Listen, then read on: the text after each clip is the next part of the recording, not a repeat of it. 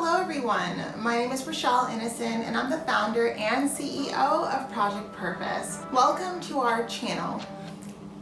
Our community is focused on fostering the intellectual and character development in children. We do this through our parent-child workshops that are focused on 4 themes: autonomy, self-efficacy, compassion, and self-concept, in order to cultivate grit, perseverance, and resilience in each child. And we are so thrilled to be offering one of the first of its kind digital, virtual, and continuous learning environments, enabling parents and children to connect from all around the world. At Project Purpose, our overarching mandate is to renew and rebuild family, community, and relationships. Our different social media platforms provide us with an opportunity to have discussions and to create space on all topics that relate to family, community, and relationships with ourselves as well as with others, with a primary focus on mental health and education. More precisely, the ways that the institutions of mental health and education play a role and have played a role in our societies at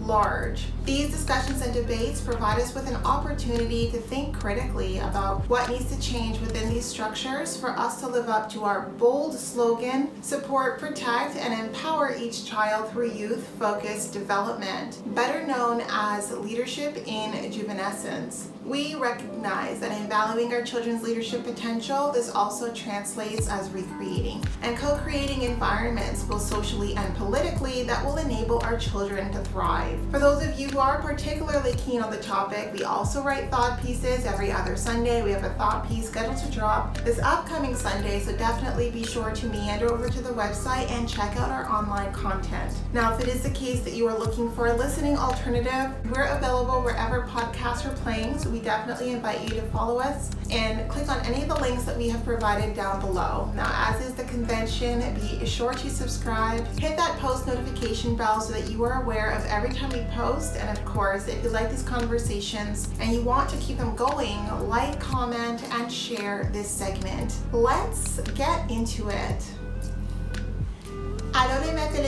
Hello ladies and gentlemen, and welcome back to another segment here on Project Purpose. For those of you who are new, we cover topics that relate to mental health, mental wellness, and education on a week-by-week basis. And our topic of discussion today is mental health, and it's a continuation from the original conversation that we had this week around being unapologetic about establishing safety when you're going no contact. And I think that there's something very traumatic about needing to go no contact with people and then having to build a safety plan around that. So recognizing that there are people in this world who have a serious intent to harm, whether that's to harm you by way of harming your ability to be seen in the way that you know that you are, if it's harming you in the way of actually materially harming you by keeping you from being able to be financially independent, whether that's sexual, whether that's physical harm, actually wanting to hurt you. I think surviving those things can be very traumatic, right? And I think that not a lot of us talk about the day-to-day of surviving that kind of intent to harm, right? And I think that it's really hard to put into words, but I like to give an opportunity to try. I would like to try to put it into words a little bit, and it's probably going to be a longer conversation, but I think that it's important that we recognize it's not just this night and day thing, right? There's a process. I think that when we think about survival state and living in survival state, and then recognizing if we were born in an environment that was really hostile towards us, where there's a lot of toxicity that we normalize, and we finally woke up to how toxic that was. That's its own moment, right? That's its own pivotal moment, and there's a lot of acceptance and coming to terms with the fact that the narrative you built around justifying and rationalizing really toxic and horrific behavior, you need to break those narratives down, and it shows you,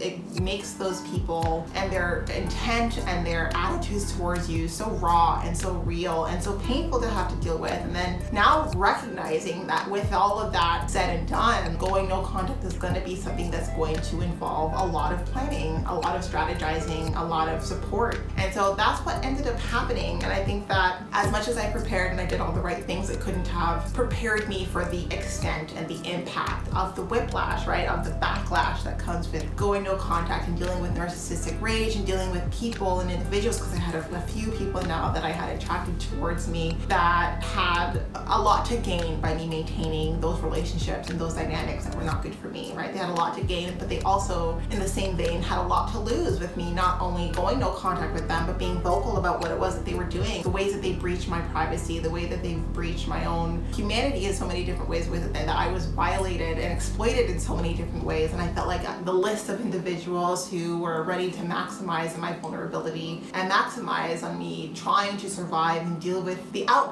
of going no contact, I felt like it was a list that was never ending, right? It was always growing, and it was because people were counting on my inability to survive post-trauma. And I think that there is post-trauma without it being something that is disordered, right? I think that there's an aspect of post-trauma that we fail to recognize because it's unspoken, right? It's the way that we live day to day that is probably different from someone who hasn't survived a traumatic event, especially if it's an event where you had people literally seeking to physically harm you. And so after that, you think to yourself, well, how do I integrate into society again and do like the day-to-day normal things? And you do those things, right? Like you do, you go back to work, you have those cooler conversations, you have those sidebar topics that are fairly superficial, and you can engage in that, but you don't engage in it in the same way, right? Because you recognize that there's a lot that you took for granted before, like before you had those events that took place that caused you to focus on survival. And I think that when your focus is on survival, when there's so much coming up against you and the odds are stacked up against you, you really are dug into surviving. Like you value life in a very different way. And I think that for me, when I think about post-trauma, like post-traumatic events, like I have a real value for my life. Like I don't think very many people have had fight for their life the way that I have had, but having fought for my life and being very cognizant that I'm always going to be ready to fight for my life. Like I want to live, right? I've never been so confident and so sure about wanting to live, and it has been what has fueled a lot of the battles that I have fought behind the scenes and even in front of this camera and in my life, because like I value life, I value living, I value just experiencing, seeing, breathing, and creating beautiful moments for me, for you, for my partner. Like that is life, right? And I have a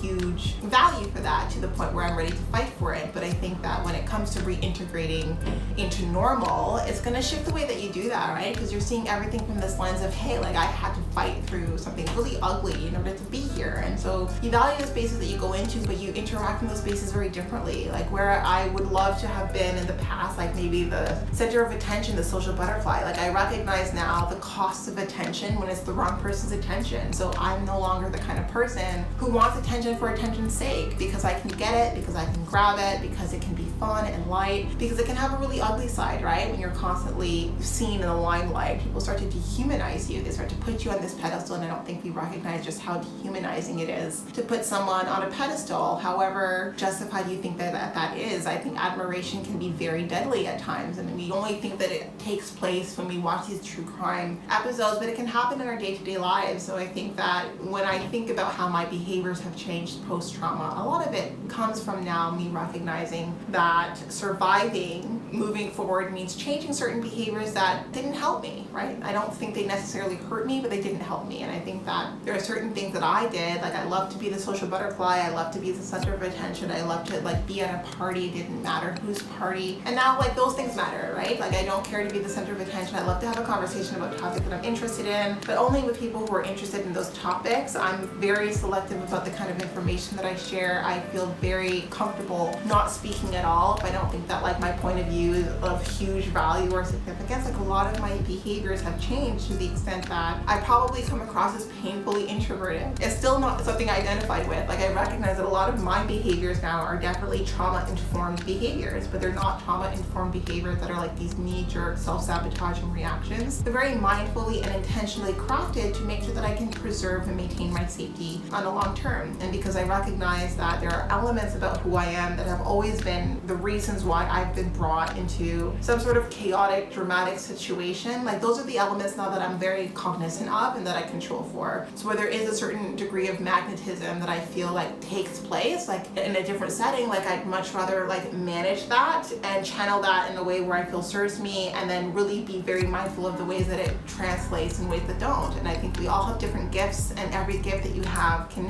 come with its benefits and its disadvantages. And I think that not every disadvantage means that you bury the gift. No, but you manage your behavior in a way where if that gift was the cause of you dealing with a lot of traumatic events, like now you learn how to carry that gift with care, right? Carry that gift with care so that your well-being isn't at stake. When we think about stars who are very gifted, who are very talented, who now like live behind assistants and live behind, gated communities, it's not because they want to, it's not because they're introverted when they're not in front of a camera, it's because they recognize that there is a cost associated with certain gifts that are highly desired. And I think that all of us are talented, all of us are gifted, but if you have dealt with very eye-opening, like life-threatening, traumatic experiences, you just learn to navigate in the world differently, and differently in a way that supports your well-being, that supports your mental health, that supports you, even if it means you're engaging in behaviors that are not naturally your preference. It's just like your preference is to live, to survive, to live a happy, peaceful life. And if you have certain gifts and certain talents that make that challenging, well, if you show up a certain way, then you just change the way that you show up so you can continue to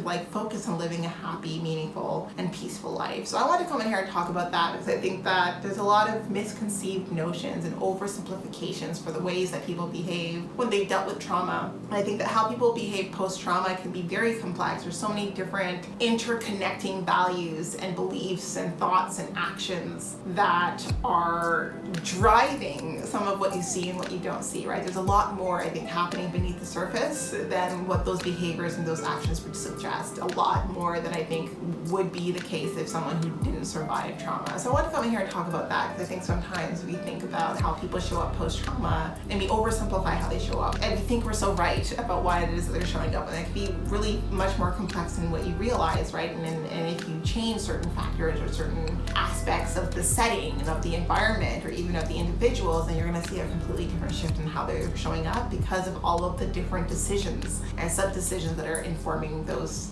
ways of being. So I want to come in here and have that conversation, a little bit of food for thought for you. Now, before letting you go, I would be remiss if I didn't let you know that we will be going live at least twice a month, every month for the foreseeable future on our website page. So definitely be sure to tune in. Now, these events are paid events, so you can buy your one-time ticket or you can take a look at our package plans. Yes, so we do offer package plans over and above our live events, as well as access to webinars and workshops largely focused on self-mastery over and above those events. So check it out. Be part of our game changer community, being part of the change that you want to see, allowing us a small role to play in your journey. We are on the road to 1K, so we do invite you to follow us across all of our social media platforms, and we look forward to chatting with all of you very soon. We'll talk to you later.